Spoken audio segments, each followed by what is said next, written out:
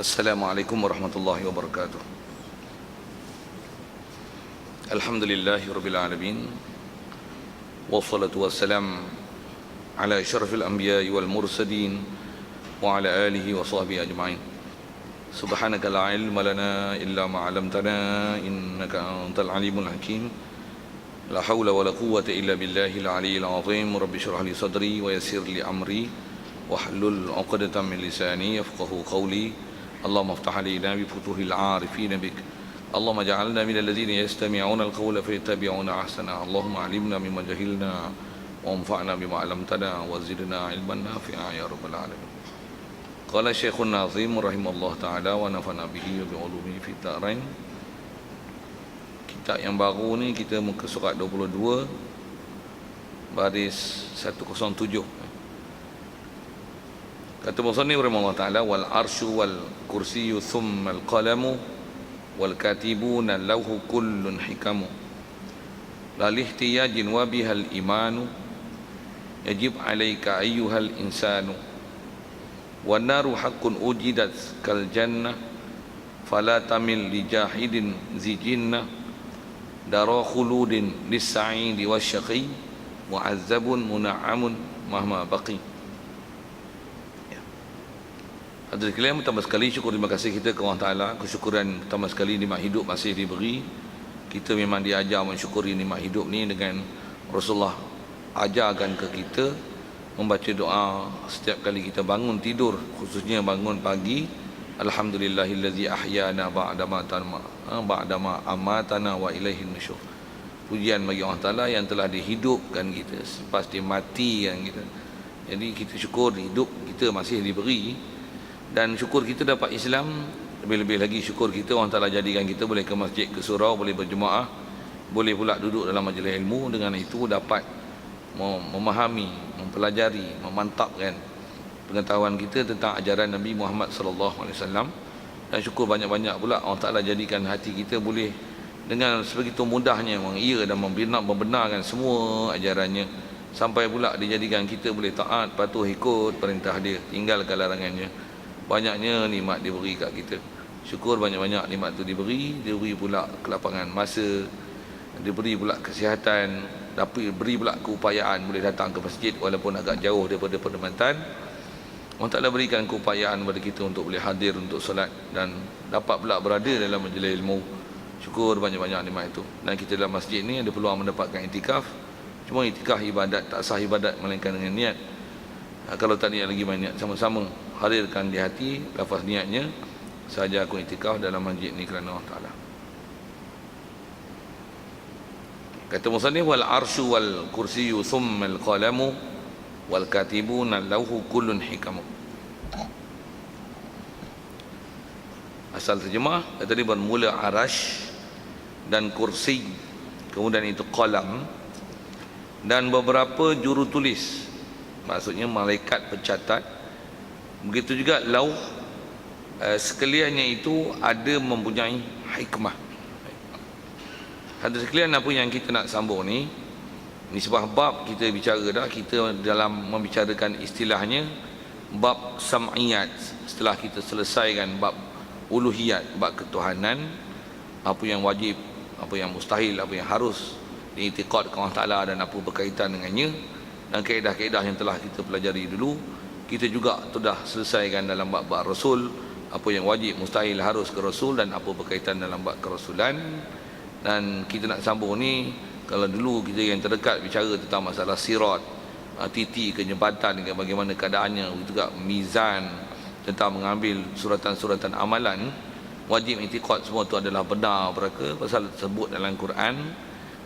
Nabi Rasulullah sallallahu alaihi wasallam pun pernah menceritakan perkara tersebut dan menghuraikan perkara-perkara tersebut. Jadi kita wajib imani dia termasuk dalam, jadi beriman dengan sam'iyat ni maksudnya mengimani apa perkhabaran, maklumat yang dibawa datang oleh Nabi Muhammad sallallahu alaihi wasallam. Jadi kita nak sambung dalam bab itulah. Jadi kita nak bicara ni, kata dia ada beberapa alam ghaib yang dia nak sebut, yang Quran ada sebut perkataan ini, Rasulullah sendiri pun ada membicarakannya. Jadi nisbah kita membenarkan Rasulullah dan bila kita beriman dengan Rasulullah, maksudnya kita tasdik, membenar, mengiyakan apa saja ajaran yang dibawa oleh Nabi kita Muhammad sallallahu alaihi wasallam. Itu kaedah. Macam mana pun di atas hujah apa, kita dah belajar bab kerasulan dulu yang telah terbukti bahawa memang Rasulullah benar. Jadi di atas benarnya Rasulullah itulah, maka aplikasinya tentulah apa perkhabarannya benar. Jadi pastikan apa perkhabaran yang dibawa. Dan yang kita nak bincang ni, ini ialah antara memang perkhabaran dibawa ada dalam Quran dan ada dalam hadis Nabi, dan cuma nak tengok apa huraian yang nak dipaham dan bagaimana itikad kita kepada dia dengan masalah itikad. Pasal kita dalam bab-bab ghaib ni, apa yang datang yang Rasulullah maklumkan ke kita itu dipakai, apa yang tak datang jangan direka. Itulah prinsip-prinsipnya. Apa yang datang diimani, apa yang tak ada jangan direka. Mereka mencipta apa-apa istilah ajaran, akidah, i'tiqad yang salah, yang tak dibenarkan, memang salah lah. Berbanding dalam bab amalan dia ada bab yang walaupun Rasulullah tak pernah buat, tapi Rasulullah tak pernah larang. Ada kita boleh buat benda itu walaupun nisbah Rasulullah tak pernah buat. Berbanding dengan akidah bila Rasulullah tak pernah cerita, kita pula tolong hurai dan menceritakan benda yang tidak ada maklumat dan penceritaan tentang perkara itu. Yang tu salah. Satu, ada beza antara bab akidah dengan bab fiqh dalam bab amalan syar'iyah ni. Baik, jadi kita ni dalam bab akidah lah, khusus dia nak sebut ni, ada permasalahan tentang arash, kursi, qalam, begitu juga katibun al-lauh. Kalau ikut 4 perkara itulah benda besar dia nak sebut. Baik, ayat pertama yang dia nak hidangkan kat kita supaya yang ni jadi pokok perbincangannya, dia kata arash, kursi, qalam, dan beberapa juru tulis yang menjadi pencatat di lauh. Lauh dikenaki sini adalah Lauh Mahfuz. Jadi faham tu juga Lauh Mahfuz lah. Cuma terfaham ke Lauh Mahfuz tu juru tulis di Lauh Mahfuz. Jadi kalau faham tu 5 lah kalau kita asingkan situ. Jadi arash, kursi, qalam, juru tulis yang menulis di Lauh Mahfuz, dan faham tu Lauh Mahfuz itu sendiri. Sekaliannya kalau dengan angka sebut ceraikan Lauh Mahfuz itu 5, semuanya itu ada mempunyai hikmat. Baik. Ayat itu pertama nak memahamkan kita wajibnya beriman dengan 5 alam ghaib ni, walaupun kita tak pernah nampak. Tapi oleh kerana kita dah benarkan Rasulullah kata benar, kita dah yakin dia benar, tentulah aplikasi dia membenarkan Rasulullah, membenarkan apa cerita dia.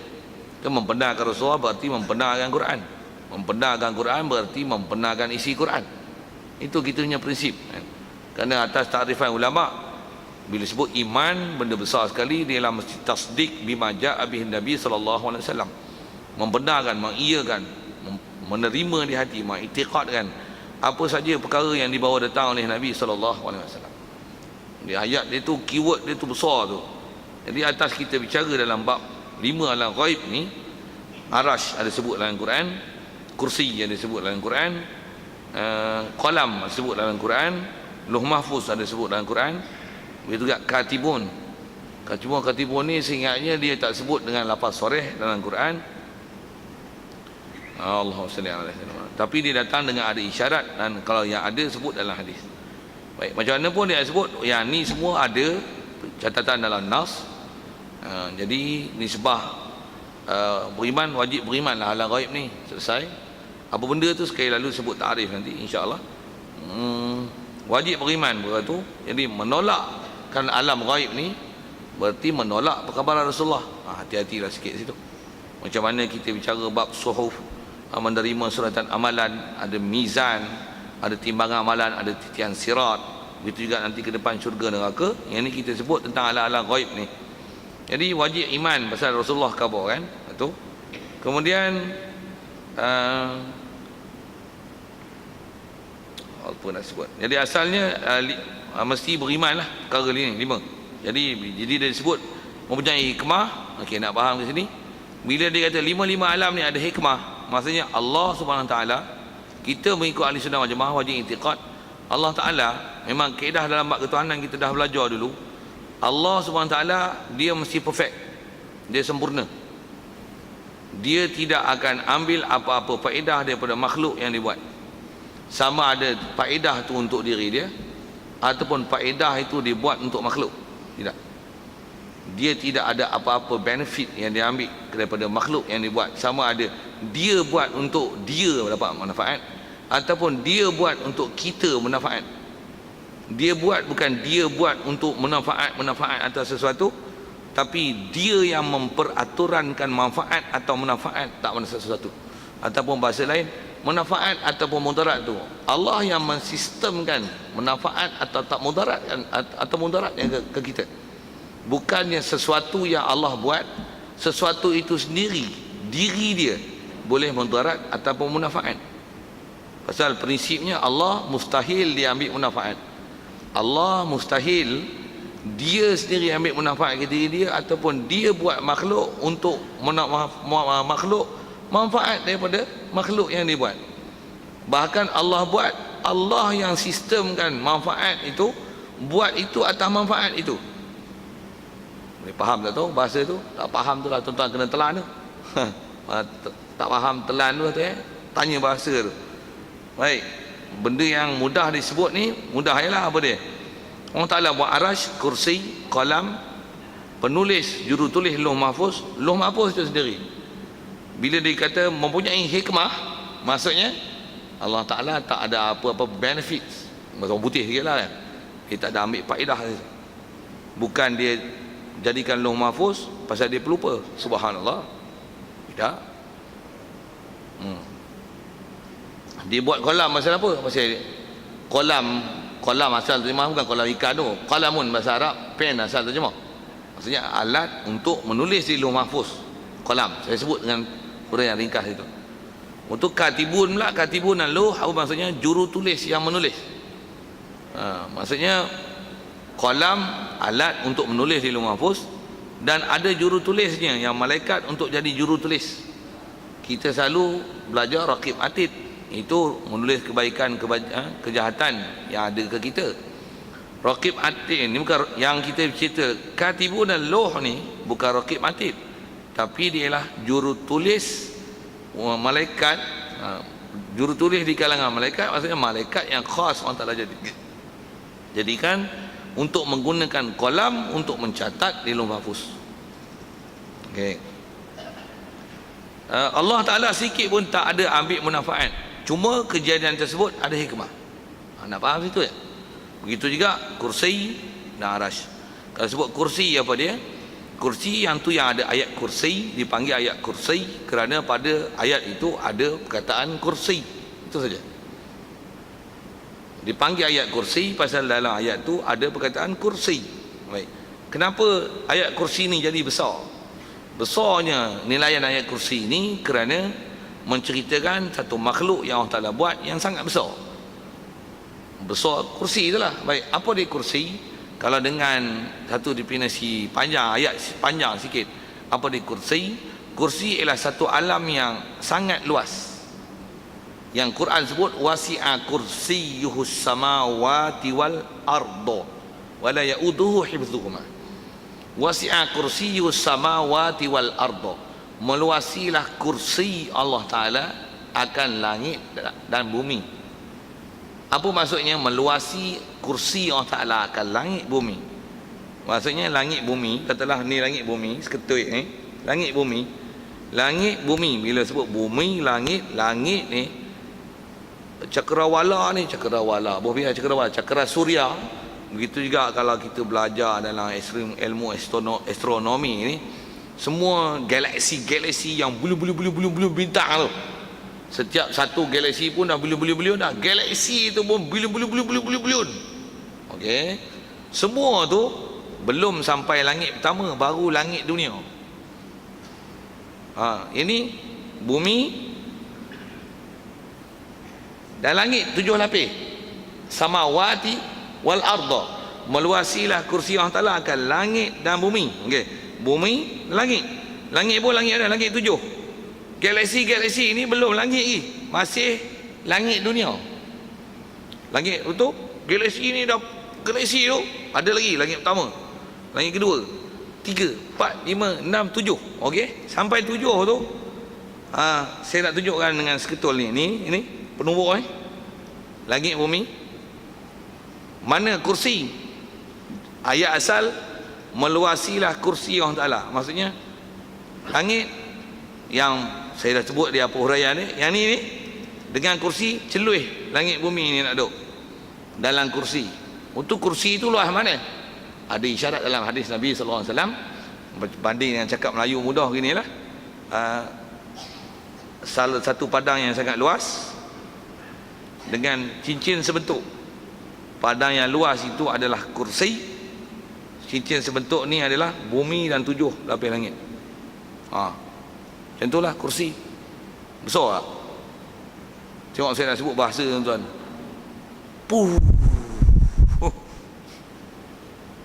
Besar tuan. Dan Allah Ta'ala apa sebut di belakang ayat kursi itu? Wala ya'uduhu hifzuhuma. Allah Ta'ala tak jadi susah untuk dia pelihara langit bumi. Langit bumi tak jadi susah, kursi the same thing. Maksudnya tak macam mana dia, tak ada susahnya pada Allah Ta'ala untuk memelihara, menjaga langit bumi. Jadi langit ni kita cerita tak kat langit 7 lapis saja. Kursi tu yang sarjana mana-mana tu, yang tu baru sebentuk cincin tu. Yang tu besar tu. Wala ya'udu hifzuhuma. Tak jadi susah pada dia nak pelihara semua tu. Satu besarnya ayat kursi itu pasal menyebut alam yang sangat luas. Kalau kita katalah kita terus ke alam astronomi itu, kita tengok galaksi-galaksi itu pun pening kan? Tak kerti apa kita tengok gerhana pun perak jakun gila ni. Bintang sampai tak kerti apalah apa ni. Tuan-tuan pandai tak buat pencerapan tengok burus. Kita sebut orang putih sikit, burus Aries, yang ni Capricorn, yang orang putihnya bahasa Capricorn tu. Ni Pisces, ni Libra. Tuan-tuan kenal tak? Tak kenal? Perak. Saya kenal juga. Saya boleh kenal. Kalau bahasa Arab dia panggil buruk Hamal, Saur, Jauzak. Mana yang Akrab, boleh kenal. Ada yang kenal, ada yang susah je. Ada time senang kenal. Tengok boleh kenal. Minta ni. Yang time susah kan. Ada waktu susah nak kenal. Pasal bila di waktu malam pun ada waktu malam yang istilahnya mudah buat pencerapan, ada yang susah buat pencerapan. Ada yang susah. Saya nak sebut apa? Itu baru cakap takat bintang yang 12 tu. Burus-burus gugusan bintang yang 12 tu belum bintang-bintang tak apa-apa nama. Kalau tuan-tuan ada software dalam bab tu, dengar saya sebut, pening aja. Kita ni memang orang Melayu ni ahli falak pun blur. Ahli falak Malaysia ahli falak Malaysia pun menumpang je ahli falak lain untuk ambil catatan gerhana dan sebagainya. Ahli falak dunia pun masih blur lagi, ada yang dia blur lagi. Itu baru bintang kita. Kalau yang tak apa-apa punya galaksi kan lagi blur. Ni apa? Kursi. Atau rasakanlah besarnya kursi itu. Itulah baca ayat Quran tu, wasi'a kursiyyus samawati wal arda wa la ya'uduhu hifdzuhuma. Rasakan di mana kita dengan saiz 7 lapis langit itu besar tu. Besar cincin tuan-tuan. Di mana muka kita? Tak ada nilai. Satu, ada Rasulullah isyarat dalam sebuah hadis dia kata, lau kanatid dunya tazinu indallahi janaha ba'udatin ma saqal kafira jur'atan ma'in.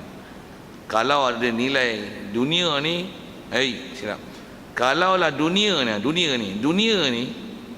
bumi ni lah, kalau ada nilai di sisi Allah Ta'ala, walaupun nilai sebesar sayap nyamuk adalah dia punya value macam tu di sisi Allah. Sayap nyamuk timbang tak naik kilo kan. Timbang sensitif macam pakai timbang mas pun tak naik kilo. Sayap nyamuk kalau ada tera tu, masaqal kafira jur'atan ma'in, Allah Ta'ala tak akan beri orang kafir, walaupun seorang kafir, minum walaupun seteguk air. Jadi apa maksud? Dunia antara apa-apalah. Kalau masuk hidup kerana dunia, silap besar. Kalau dunia tu nilai sayap nyamuk, orang Ta'ala tak pergi minum orang kafir. Ni orang kafir jenuh jenang macam-macam ada. Apa maksud? Dunia tak ada nilai di sisi Allah Ta'ala, melainkan apa yang kita guna bawa ke akhirat. Itu sikit syarah ke sana. Nak tunjuk apa tuan-tuan? Kita terlalu kedil nisbah saiz membanding dengan kursi. Okey, nak faham kursi itu saja. Baik. Kemudian arash pula, apa dia? Okey, bandingan arash tu dengan kursi. Jadi kita dah lenyap dengan langit bumi tadi dengan sebentuk cincin. Macam mana nak faham luasnya arash ni? Arash ni sekali lagi pernah ada isyarat dalam Rasulullah dalam sabda dia, saujana mata memandang ini adalah arash, cincin yang sebentuk itu adalah kursi. Macam mana tuan-tuan luas arash? Macam mana? Nak sebut tak kerti bahasa saya nak sebut tuan-tuan. Nak kata apa? Ya Allah, soalnya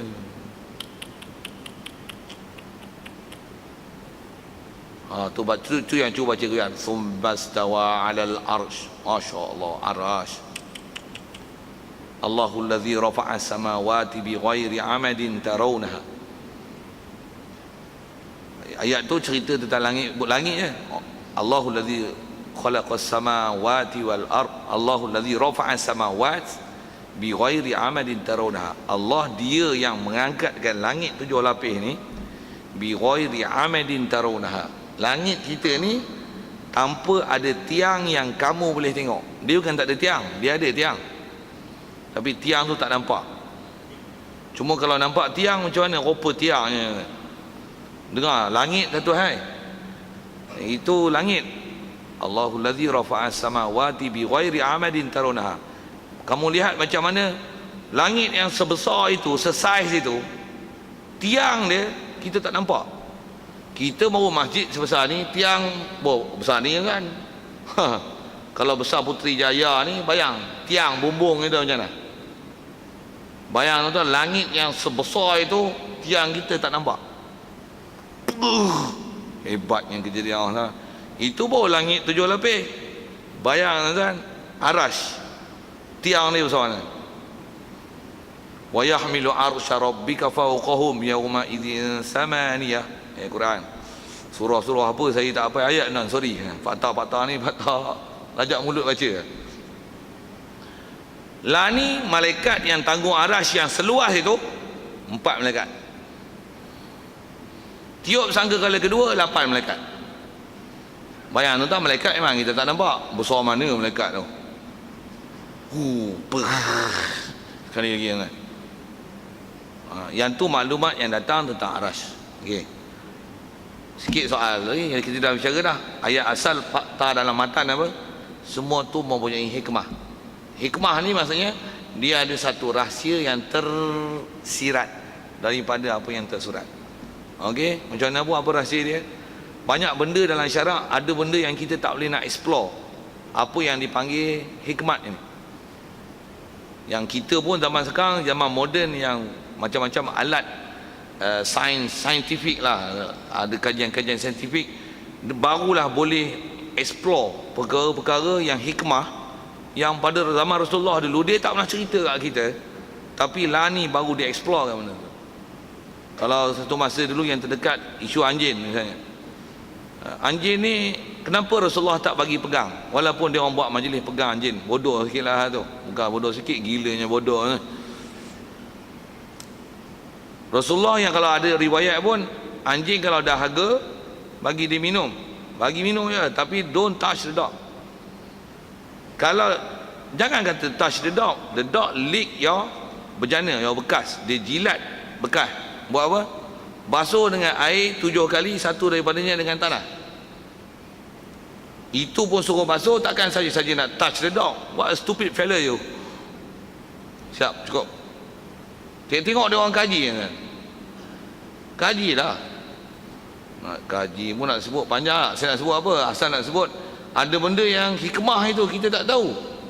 Kaedah kita syarak macam mana? Just follow the Prophet Muhammad sallallahu alaihi wasallam orders lah. Dah dia kata tak usah pegang, masalah khilaf mazhab tu satu hal. Tapi Rasulullah pernah pegang anjing tak? Rasulullah tak pernah. He never touch a dog. Even a dog, even touch it, no. Tak pernah ada sejarah kan. Sejarah tu bagi minum, yang itu pun bukan Rasulullah. Kisah seorang perempuan jahat tu. Okey, siap. Tak syarah panjang pun rasa boleh faham tu. Saya nak sikit syarah ke teknologi kaji. Bila kaji dapat jumpa, rupanya memang ada benda tak elok kat anjing. Sikit tuan yang saya nak sebut pun, apa yang saya share, tengok video-video yang ada lah. Saya tak pernah buat kajian kan, tak ada nak buat kajian pun. Kita just follow Abu Prophet Muhammad say, then we do what he ask us to do. Okay, cakap mutih tu sikit. Ngajar kat Putrajaya ada macam tu kan. Kalau kat kampung-kampung bunyi hulu-hulu tu style lain lah sikit. Apa cerita ni? Ada yang saya duk tengok video tuan, kajian daripada Australia punya. Pasal dia orang bumi luas, benua pulau terbesar kan, sampai jadi benua, okey, cukup dengan bahasa macam tu. Ladang ternakan mereka kambing ni sampai 400,000 ekar. Hektar bukan ekar, silap sebut. Hektar. 400,000 hektar kan. Siapa larat bela? Memang tak ada kederat yang boleh memeliharakan binatang tu, antaranya dia punya pengembala dia anjing dan manusia berkuda. Okay. Naik kereta larat buat jalan raya kan, 400,000 hektar, pagar tak larat pagar. Kuda tak boleh jadi senjata, tapi anjing dia sampai tahap boleh jadi killer. Okey, nak cerita apa? Kajian mereka, kambing dia orang ni kadang-kadang ada kena penyakit. Bila cek, buka tengok dia punya paru-paru, limpa dia, hati dia, dia orang kaji kan. Pasal dia orang nakkan baka yang baik dengan kambing kan, supaya hasil ternakan banyak, besar manfaat untuk mereka. Saya nak syarah tu sikit, ke anjing tu sikit. Pasal nak sebut ada hikmah yang kita tak tahu. Saya balik ke aras kita kurang sikit kan, untuk syarah tu. Dalam kajian itu dia tunjuk bagaimana kambing kadang-kadang ada penyakit juga. Okay? Bila cek penyakit, antara penyakit tu di paru-paru dan di hati. Dicek, dia ada macam sarang, macam satu kapsul, ada dekat paru-paru dia dan ada dekat hati dia. Bila dicek kuman tu, apa bakteria yang menyebabkan ada tu, cek, dia kata mana mai kuman ni menyebabkan kambing ni penyakit. Pasal benda-benda lain dia cari lah, dia cari, cek matching, kuman tu ada kat anjing, ada kat anjing. Jadi dan kaji macam mana kambing boleh makan anjing ni? Dia cek kata dia tak ada. Kambing dia bukan carnivore, dia herbivore, just eat grass, you know. Tapi bila dia eat grass, apa jadi kat grass ni, bila anjing duduk gembala kambing, bibiri ke apa, sheep ke ataupun apalah, goat ke, apa-apa spesies sekali pun, kita bukan cerita spesies, dia akan makan rumput. Ya, rumput ni bila anjing yang jadi dia punya penggembala dia, tentu dia berak, tentu dia kencing. Jadi ada dia kata this unlucky sheep, he ate the grass with the shit, with the dog shit. Makan dengan tik anjing ni. This poor sheep, dia guna bahasa this poor sheep. Saya tengok bahasa Inggeris kan. This poor sheep ate the grass with the dog shit. Then this what happened? Dia dekat lungs dia, dekat limbs. So dia kata kalau dia kata hanya dengan makan najis, termakan. You kata dia bayangkan kalau kita touch dog directly, what happen? Dan apa cure dia? Dia orang cek dan tak ada benda lain, tanah tanah. You nak tahu banyak, saya bukan ajar sains kan, sambil tu saya sebut gitulah. Dengan teknologi mikroskop elektron apa, nak tengok bakteria bukan boleh mikroskop bodoh hak 3 lubang kan, bukan boleh tengok itu kan, nampak benda. Dia kena mikroskop elektron yang bubur kat ni, tembak skrin tu, mikroskop elektron tu, elektrik lah, dibesarkan berapa juta-juta kali besar, awak nampak apa dia punya bakteria tu. Dengan teknologi baru dapat explore tentang bahayanya anjing ni. Siap. Saya nak sebut apa? Ada hikmah yang zaman lah ni baru